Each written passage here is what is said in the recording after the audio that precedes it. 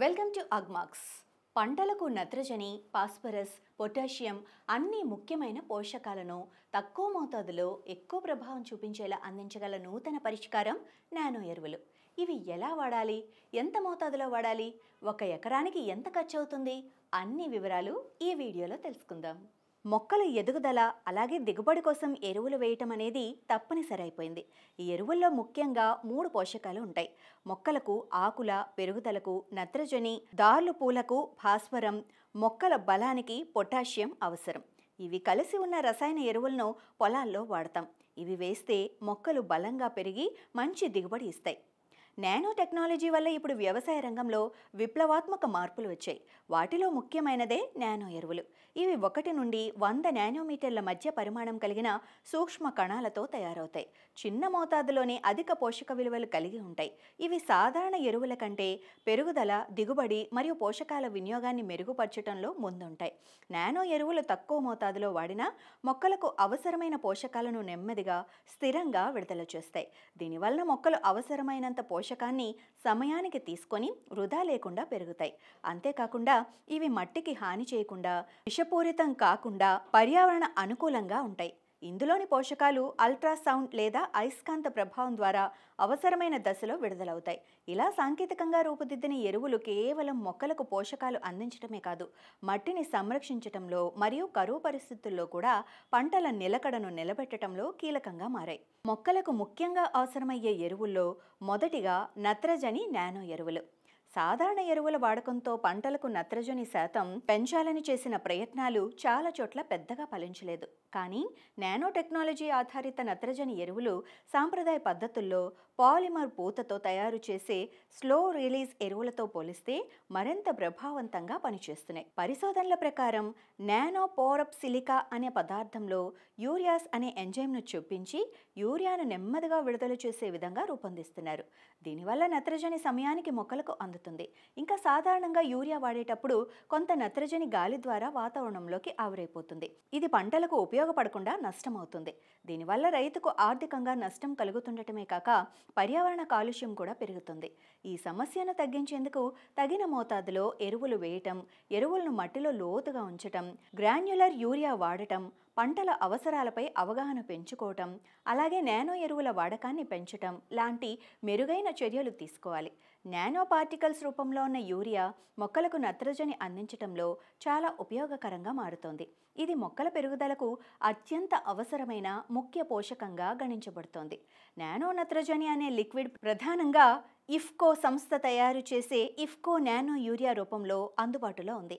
ఇది 500 మిల్లీలీటర్ల బాటిల్ ధర సుమారు 240 నుండి 300 రూపాయల వరకు ఉంటుంది. ఒక ఎకరానికి 500 మిల్లీలీటర్ల బాటిల్ సరిపోతుంది. సాధారణ యూరియా కన్నా ఇది తక్కువ మోతాదులోనే సమర్థవంతంగా పనిచేస్తుంది.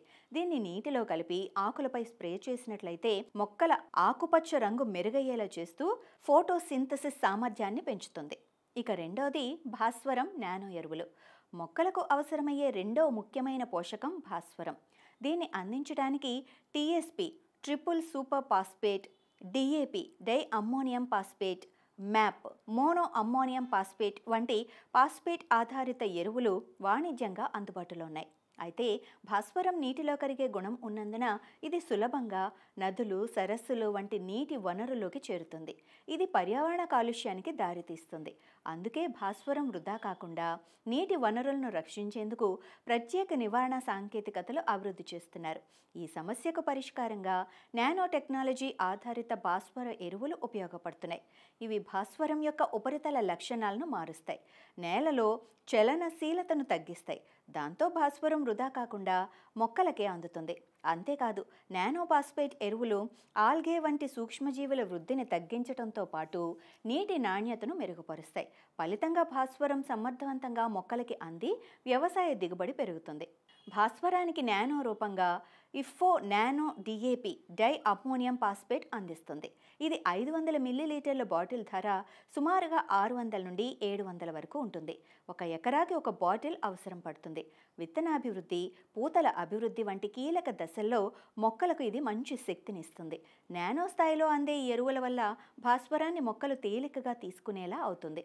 ఇది కూడా నీటిలో కలిపి ఆకులపై స్ప్రే చేయాలి. ఇక మూడోది జింక్ ఆక్సైడ్ నానో పార్టికల్స్ ఎరువులు. జింక్ లోపం ఉన్న భూముల్లో సాధారణంగా జింక్ ఆక్సైడ్ ఆధారిత ఎరువులను పంటలకు వాడతారు. ప్రస్తుతం జింక్ ఆక్సైడ్ నానో పార్టికల్స్ ఆధారంగా ఎరువులను తయారు చేయడం ద్వారా జింక్ లభ్యతను మరింత మెరుగుపరిచే అవకాశం ఉంది. ఈ నానో ఎరువులు నేలలోకి వేయగానే జింక్ బాగా కరిగి మొక్కలకు అందుతుంది. ఫలితంగా జింక్ జీర్ణశక్తి సోలుబిలిటీ పెరుగుతుంది. మొక్కలకు ఇది సమర్థవంతంగా లభిస్తుంది. ఇంకా జింక్ ఆక్సైడ్ నానో పార్టికల్స్ను మొక్కలపై పిచికారీ చేయటం వల్ల అవి ఆకుల్లోకి వేగంగా చొచ్చుకుపోతాయి. ఇలా స్ప్రే చేయటం వలన జింక్ పుష్కలంగా ఆకుల ద్వారా మొక్కల్లోకి ప్రవేశించి మొక్కల పనితీరు కూడా మెరుగవుతుంది. ఇది మొక్కల ఆరోగ్యాన్ని మెరుగుపరచడంతో పాటు దిగుబడిని కూడా పెంచుతుంది. ఈ నానో ఎరువులు తక్కువ మోతాదులో ఎక్కువ పనితీరు అందించేలా తయారయ్యాయి కనుక మట్టి పరీక్షలు, పంట రకం ఆధారంగా వాడితే మెరుగైన ఫలితాలు కనిపిస్తాయి. ఇక ముఖ్యమైన అంశాలను చూసుకున్నట్లయితే మొక్కల ఎదుగుదలకు 3 ప్రధాన పోషకాలు అవసరం. ప్రధానంగా నత్రజని, భాస్వరం, పొటాషియం ఉండి ఇవి మొక్కల పెరుగుదల, దార్లు, పూలు మరియు బలానికి అవసరమవుతాయి. నానో టెక్నాలజీ వల్ల తయారయ్యే నానో ఎరువులు తక్కువ మోతాదులోనే ఎక్కువ పోషకాలను సమర్థవంతంగా అందించడం వల్ల నానో ఎరువుల ఉపయోగం పెరుగుతుంది. నానో ఎరువులు స్థిరంగా పోషకాలను విడుదల చేస్తాయి, పర్యావరణ అనుకూలంగా ఉండి మట్టికి హాని చేయవు. ఇఫ్కో సంస్థ తయారు చేసే నానో యూరియా 500 మిల్లీలీటర్ల బాటిల్ 1 ఎకరాకి సరిపోతుంది. ఇది సాంప్రదాయ యూరియాను బదిలీ చేస్తోంది. నానో యూరియా వాడకం వల్ల గాలిలోకి నత్రజని ఆవిరైపోవటం తగ్గి పొలాల్లోనే ఉపయోగపడుతుంది. ఇఫ్కో నానో డిఏపి 500 మిల్లీలీటర్ల బాటిల్ రూపంలో సుమారు 600 నుండి 700 రూపాయల ధరకు అందుబాటులో ఉంది. మొక్కల విత్తనాభివృద్ధి మరియు పూత దశలో శక్తిని అందిస్తుంది. నానో ఫాస్ఫేట్ ఎరువులు భాస్వరాన్ని వృధా కాకుండా మొక్కలకు అందిస్తాయి మరియు వీటి నాణ్యతను మెరుగుపరుస్తాయి. జింక్ లోపం ఉన్న నేలల్లో ఎరువులు ఆకుల ద్వారా చొచ్చుకుపోయి మొక్కల ఆరోగ్యాన్ని మెరుగుపరుస్తాయి. ఈ నానో ఎరువులు తక్కువ మోతాదులో ఎక్కువ శక్తిని అందించడమే కాక వృధా లేకుండా మొక్కల అవసరాలను తీరుస్తాయి. నానో ఎరువుల వాడకం వల్ల మొక్కల ఆరోగ్యం మెరుగుపడి దిగుబడి గణనీయంగా పెరుగుతుంది. ఇది రైతు ఆదాయాన్ని మెరుగుపరచడంలో సహాయపడుతుంది.